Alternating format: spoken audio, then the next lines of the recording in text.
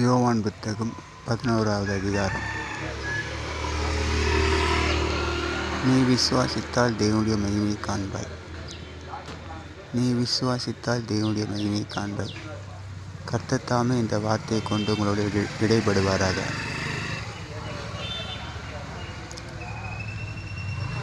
இந்த வார்த்தை எந்த நேரத்தில் எப்போது சொல்கிறான்னு பார்த்தீங்கன்னா,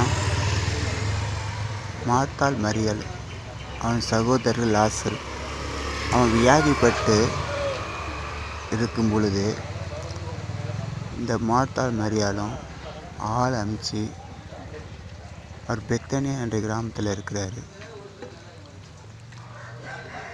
அங்கே இருக்கும்போது இவங்க ஆள் அனுப்பிச்சு, நீ சிநேகித்தவன் இப்பொழுது வியாதிப்பட்டிருக்கான், நீங்கள் வாங்கன்னு கூப்பிட்றாங்க. அப்பொழுது அவர் வரமாட்டார். 2 நாள் கழித்து தான் வருவார். சீசருங்கெல்லாம் கேட்பாங்க.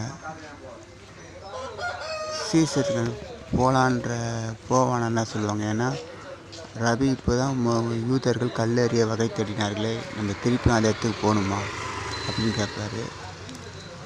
வாங்க நம்ம போவோன்னு கூப்பிட்டு வருவார். அதுக்கு முந்தைய அவர் சொல்லுவார், இந்த வியாதி மனுஷகுமாரன் மகிமைப்படுத்தும் அப்படின்னுவார். அப்பொழுது இதுக்கு 2-3 காரணங்கள் உண்டு. சில வியாதி மனுஷனுக்கு பாவத்தினால் வரும். சில வியாதியை பார்த்தீங்கன்னா தேவனுடைய நாம மகிமைப்படுத்துறதுக்காக ஆண்டவர் அனுமதிக்கிறார். இப்பொழுது லாசரு மரித்து போயிட்டான். இப்போ மரித்து போன உடனே அவங்க சீசருங்க கேட்குறாங்க. சீசர்கிட்ட சொல்கிறாரு, மறுத்து போயிட்டானே, மறுத்து போனால் கடைசி நாள் தானே எழுப்ப முடியும், இப்போ நம்ம எழுப்ப முடியுமாண்ணா? நானே வீட்டிலேருந்து ஜீவனாக இருக்கேன், வாங்க என் குழந்தை கூப்பிட்டு வருவார். கூப்பிட்டு வரும்போது அங்கே சுற்றியுள்ள ஜனங்கள் ஒவ்வொருத்தங்க ஒவ்வொரு மாதிரியாக பேசுவாங்க. இயேசு கல்லறையில் கல் எடுத்து போடுங்கன்னுவார்.